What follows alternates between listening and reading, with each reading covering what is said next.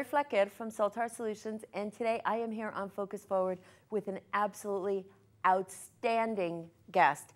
I am so honored that he is going to be here with us today. So I want you to take a minute here and welcome Shel Horowitz. He is the author of 8 award-winning books, one of which I have right here that I read. I love it. It's fabulous. It is Guerilla Marketing Goes Green. Shel is an activist. He's an award-winning author, and also he is a business consultant that helps businesses go green profitably. We've got to talk to him. So Shel, welcome to the show. Thank you so much for being here. Thanks, Lauri. It's great to be with you.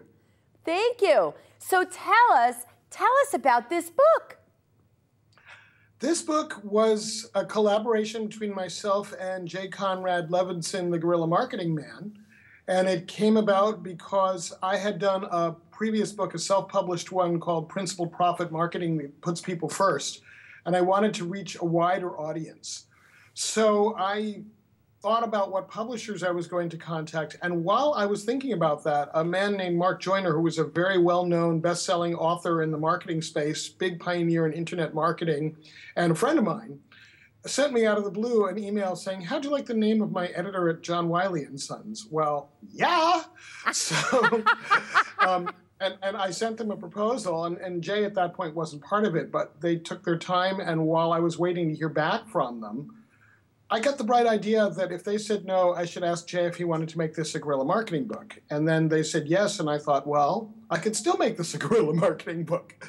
So it came out in 2010, and it has won a couple of small awards. And it's been consistently on the Amazon environmental category bestseller list. I think it's been on there at least 26 or 27 months since it came out. And because people really need this message that going green is not only the right thing to do, but also an extremely profitable thing to do.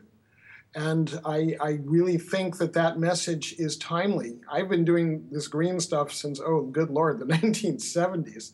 And it's nice to kind of see the world catching up with it a bit. Well, I loved your book. I especially loved the part where you were talking about the difference in home building, where you're talking about how this builder was able to build this home less expensively and pays, what, $5 a month in electric bills? Okay, you're talking about Amory Lovins, who is an absolute genius and who has done more to really advance the cause of sustainability than maybe any other person. And he's done it all on the basis of establishing a for-profit business. He built this house in 1983. So if he could do that in 1983, just think of what is possible with today's technology. We really have no excuse for building the old-fashioned energy-sucking ways that so many of our housing stock and our industrial and commercial buildings have been constructed with. Yeah, absolutely. I just found that story to be so interesting because I'm thinking, you know, why aren't we all doing this? Why aren't we all making these changes in our life? And then you're talking about the car that he's created, and I'm thinking, you know, we have the ability to do this. Well, I have some ideas on why we're not doing it as well. We definitely have the ability. You know, I live in Massachusetts. Massachusetts is kind of a cloudy and cold place. And we have solar on our house. And our house, get this, Lauri, our house was built in 1743. I think I might have the oldest solar house in the United States. I think so. Now, if I can do it here in Massachusetts, you know, why is anybody not doing this in places like Arizona, New Mexico, Southern California? You know, there's this huge band of places that get enormous amounts of sun. Exactly, exactly. It seems like a no-brainer. So before we talk a little bit more about the book, I'd like to roll back and I'd like to ask you a few questions about the actual publishing process. So you submitted to Wiley, you submitted a proposal. How long was that proposal in pages? It was probably about 50 pages, including sample chapters. Okay, 50 pages, including sample chapters. Okay, great. Did you include a marketing plan in that? Oh yeah, a big, long marketing plan. I mean, I write those for other people, so of course I wrote one for myself. Yeah, it went on and on and on about all the various people that I could connect with who have large email newsletters, and all the media that I typically get in a year, and how I go about getting it. And yes, it was quite detailed on that. I think probably at least 8 or 10 pages was the marketing plan. And incidentally, I said in the marketing plan that I thought I could reach 5 million people during the launch. And I think that was one of the reasons why Wiley said yes. Interestingly enough, I did a Google search for the exact match, Guerilla Marketing Goes Green, those 4 words in quotes, 3 weeks after publication. And my goodness, there were 1 million hits on Google. Actually, to be exact, 1,070,000. So this was the first time I'd ever done anything that got 1 million hits on Google. And I figure if you knock off the 70,000 as splogger pages that nobody's ever going to visit, and you average only 5 people per legitimate web page, I made that 5 million goal. Wow, you are brilliant. Yeah, you can tell when you're reading this book that you know a tremendous amount about marketing. Tremendous amount. I love the idea of the mountain story. So why don't you tell us the mountain story, because I loved it. Okay, I'm wondering if I can maybe turn my screen and give you a glimpse of the mountain. I'm not sure if this will work, but this mountain behind my house, this thing is heavy. Are you seeing a mountain back there and some barn buildings and whatnot? Oh no! Oh wait a minute, the camera's gonna catch up. No, we're not seeing. Oh, yeah, I'm seeing it now. Yeah. Okay. That's a bit of an effort. This is a desktop computer, so it's heavy. So I'm not going to keep holding it up there. No, well, thank you for that. All right. Am I about positioned properly now? Yeah, you look good. You look good. Okay. So that is part of the Mount Holyoke Range. 2 miles up the road, a developer decided that that mountain was the perfect place to put 40 trophy homes. Now, you have to understand that Mount Holyoke always wins in the local newspaper reader poll for best place to take an out-of-town visitor, because you go up there and you can see 3 states, and it's gorgeous, and you get the whole valley spread out below you. So the next mountain over from that lookout was where he wanted to put these 40 trophy homes, going from the road all the way up to the ridgetop. And all the experts were interviewed in the original newspaper story were wringing their hands and saying, oh, this is terrible, there's nothing we can do. And quite frankly, it was when I read those comments that I got angry enough to say, what do you mean there's nothing we can do? Of course there's something we can do. I might someday write a book called Of Course There's Something We Can Do. So I organized a meeting for about 2 weeks later. I flyered the neighborhood. I got the first of what eventually became about 70 articles in the media.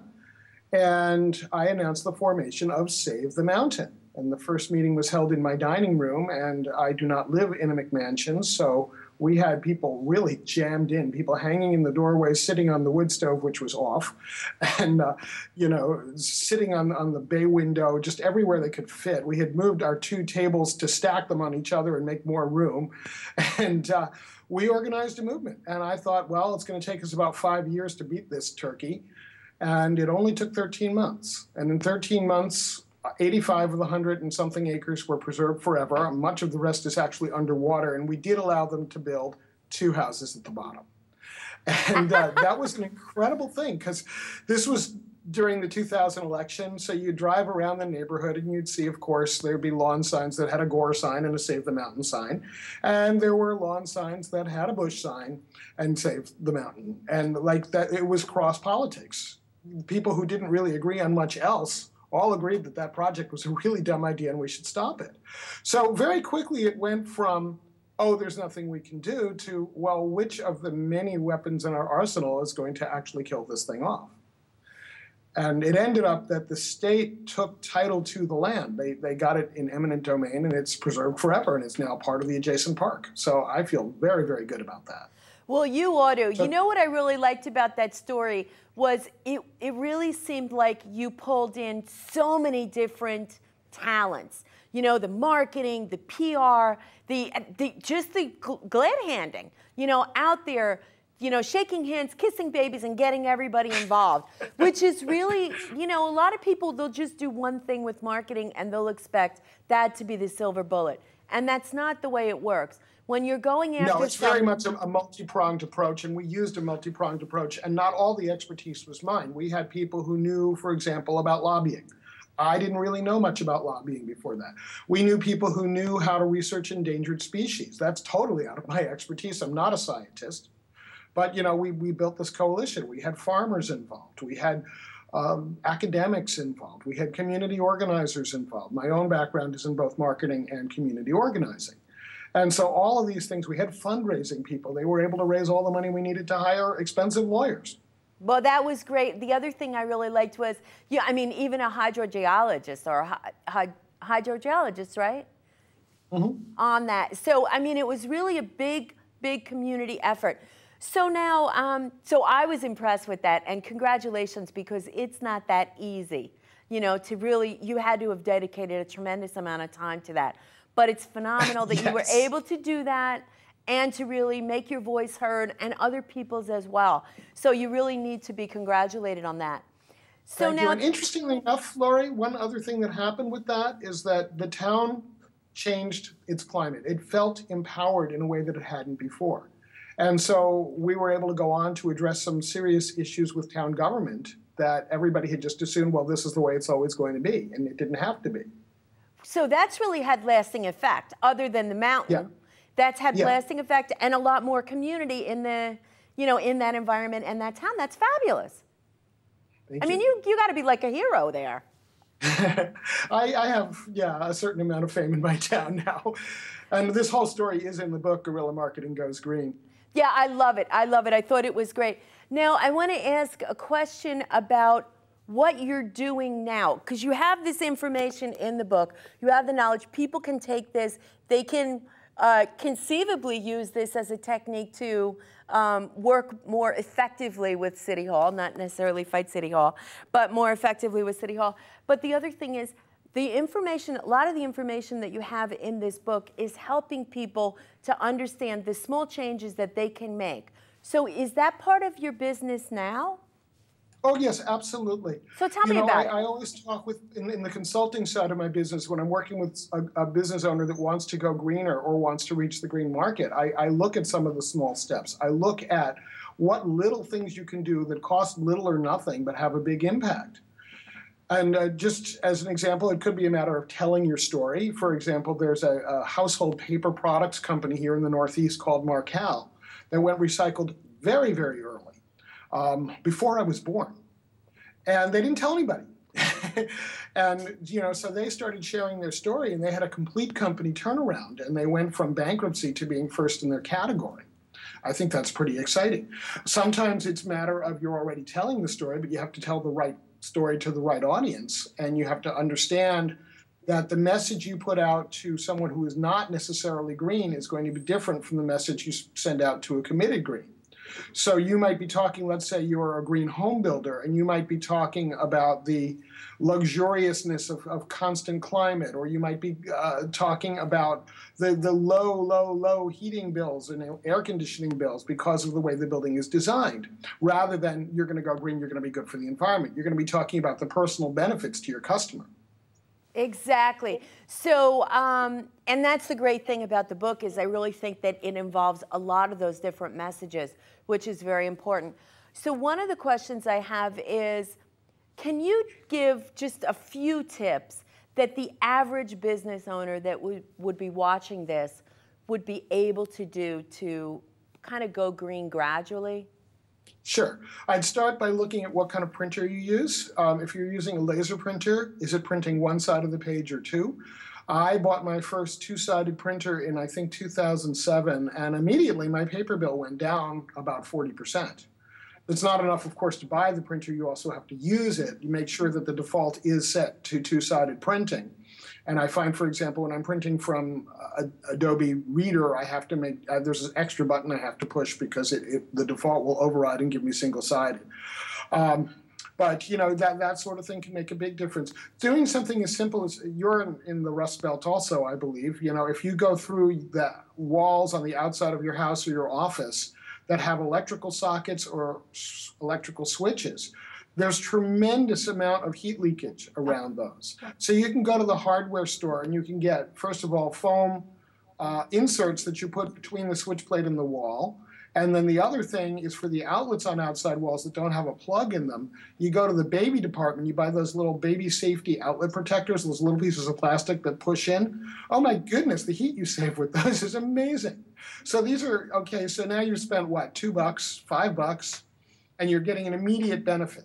So then you can take the savings from that and start looking into deeper, maybe more complicated ways of going green. But start with the easy stuff. Start with the things that anybody can do and it's going to save you money right away. And remember to do the marketing piece. Remember to say to your customers, we are doing these things for going green. You know, a few years ago, it was all the rage for many, many hotels to switch over to only washing the towels that you felt were actually dirty. And this was a cost-cutting move, but they marketed it very successfully as an environmental move. They said, help us save the earth and use less hot water. Tide Cold Water is doing the same thing. Help us save the earth and use less hot water by developing a detergent that's designed to wash well in cold water. You know, so all these little things add up. Yes, absolutely. Well, I have an interesting story that I didn't realize when I bought my house, that the walls were built with, instead of sheetrock, this very thin, like a pressed cardboard. And, oh boy. And the insulation was only about this thick. So I've had to actually replace the walls in my house. In doing that, all new insulation, or everything new right from the studs on up. And I will tell you, before I would have my heat on 72 and be freezing. Now, most of the time, my heat is on 60, 62, and I'm warm. So it makes a huge difference. And you're probably saving, what, $600, $700 a month in your energy bill. Oh, it's amazing. It's amazing. It's absolutely amazing, the difference. So I'm running around and I'm doing all of those things to try to bring that down. It's, you know, I still have 6 rooms to go in the house, but, you know, it makes a big difference, huge. You know, Lauri, I'm going to give you a gift, and I'm also going to give it to anybody who's watching. I have an ebook with 111 tips to save energy and water easily, cheaply. It's called Painless Green. And I'll give people a moment to get a pencil because you're going to want to write this down. And you can get this just for being on this show today and watching me. I will give that to you. And if out of 111 tips, it would be hard to find anybody who couldn't benefit from at least 20 or 30 of them, and many people far more. So it's www.painlessgreenbook.com//Earth Day, one word, EARTHDAY. And then the code you enter is Earth Day, and you'll get this $9.95 ebook absolutely free because I'm a nice person and because I can tell Lauri that it will be of direct benefit to you in your cold, cold house there that's becoming warmer. Why, thank you so much. That's fabulous. Well, I can't wait to get that. That's going to be great because and I'm going to pop that into the chat here so that you can post it somewhere. Yes, Tony will post that for us. So the most important thing I think that we can do are to make small changes as we're working up to the bigger changes. I think that's important in every aspect of our life. Not only the going green, also our marketing efforts as well. So off the top of your head, can you give us maybe 3 or 4 things that we could do as business owners to easily and effectively market? What tips do you have? Well, for starters, if you don't have a contact form on your website where people can sign up to hear from you, you need to have that. You need to be doing some kind of newsletter, keeping in touch with your audience who's already expressed interest as far as coming to your website. Too many businesses let them get away. People visit once and then never again. So if you can collect their email addresses and send them something sometimes, that's a great way to market. That's one. Number 2, think about who can be a strategic partner for you. In whose interest is your success? That's the key question to ask. And I help people with this. I help them identify strategic partners and approach those partners with an offer that makes it really impossible to say no, because it's benefiting them as well. So you want to have that also. And excuse me. that, of course, social media, but beyond social media, remembering that other people have an audience already. So if you are making appropriate comments on other people's blogs or LinkedIn forums or anything like that, and the comments are directly related to what's being discussed, but they position you as a resource and tell people how to get a hold of you, well, that's a very good thing. Obviously, free publicity in the media. Now, 6 of my 8 books are on this subject, so I could go a long time. I'd better stop there. And I should say that my own website, you can go to greenandprofitable.com, and you'll find how to get a hold of me. Okay, great. And where can we get your books? You can get them at greenandprofitable.com. You can have them special ordered from any bookstore. You can get them from Amazon. The nice thing about working with a publisher like Wiley is they're good on the distribution. My earlier book, Grassroots Marketing, is also available. That's more of a practical, nitty-gritty how to write a press release and how to do a sales call and all that sort of stuff. You can also, if you go to the direct shopping cart for me is frugalmarketing.com/cart, C-A-R-T. I've been having some issues with the cart, but that will give you, at least you'll be able to see what's available, and you can contact me and we can order directly, even if the cart is not cooperative at the moment. And that points out one other thing, is that you don't have to have one website for all purposes. I have about a dozen. So, for my column, my syndicated column, and for my speaking, I send people to greenandprofitable.com. For some of the other kinds of marketing help I provide, I tend to send people to frugalmarketing.com. And I have other sites. Many of the books have their own site, like Guerilla Marketing Goes Green.com. So one more business tip is that you can make as many websites as you need. They're cheap to put up. They're very cheap to host. And you don't have to try to do it all with one site, just as you wouldn't try to run one ad and reach all audiences and all messages. I think that's something that people try to do. They don't understand their target market, and they try to speak to everyone at the same time. In reality, they speak to no one. So I really like this idea of really understanding the market and speaking specifically to them. And throughout this show, you've mentioned that, which is really, really important. And it's something that a lot of business owners that aren't really successful just kind of gloss over. But you're speaking specifically to the individual that you know is interested in your message and sculpting your message specifically to that individual. I love it. How can you not be successful with that, Shel? From your mouth to God's ears, as they say in my tribe. Yeah. So you're traveling all over the country, or you're traveling internationally as a speaker? I travel internationally. I've spoken in Turkey. I've spoken in Switzerland. I would like to do more international speaking. I just sent a query to someone who's organizing a conference in India earlier this morning. And I've spoken in many, many states in the U.S., some fairly major conferences. I spoke at Green America's Green Fest in Washington, D.C., and I'm in dialogue with them about speaking at their New York City event in April. I've spoken at the Sustainable Food Summit in San Francisco. I will go where people need me. I went to Gulf Coast Green this past year in Houston to speak to green builders, and I customized my speech to talk about the building industry. And this is what you have to do. This is exactly what you have to do. This is it. Well, I'm really impressed with this, and I just, I don't think people, especially business owners, should miss not only the idea about going green, but also the marketing aspects of this. It's so important for us to understand the different facets of marketing. And I think when we read books that are about marketing, but specifically for certain things, for certain tasks in marketing or certain things that we might be interested in, what we end up doing is we learn more about targeting our marketing. And that's really the key. And I think one other thing, particularly about that book, is it's not a textbooky kind of thing. It's not heavy and ponderous. It's light. It's easy to read. It's got clear examples, and it's designed for the average small business owner who does not necessarily have taken college classes in marketing. I actually have never taken a college class in marketing. Well, they basically just tell you about budgeting. I mean, that's what they tell you. They tell you about budgeting. But the other thing I really liked about this book were the stories or incorporated you and other people. They were very easy. You can just pick that book up and anywhere come away with something. And that's what I like, because a lot of people wouldn't spend the time to read in these days when everybody's so busy, the full book. But you can pick it up, you can read 5 pages, and you can be better off for it.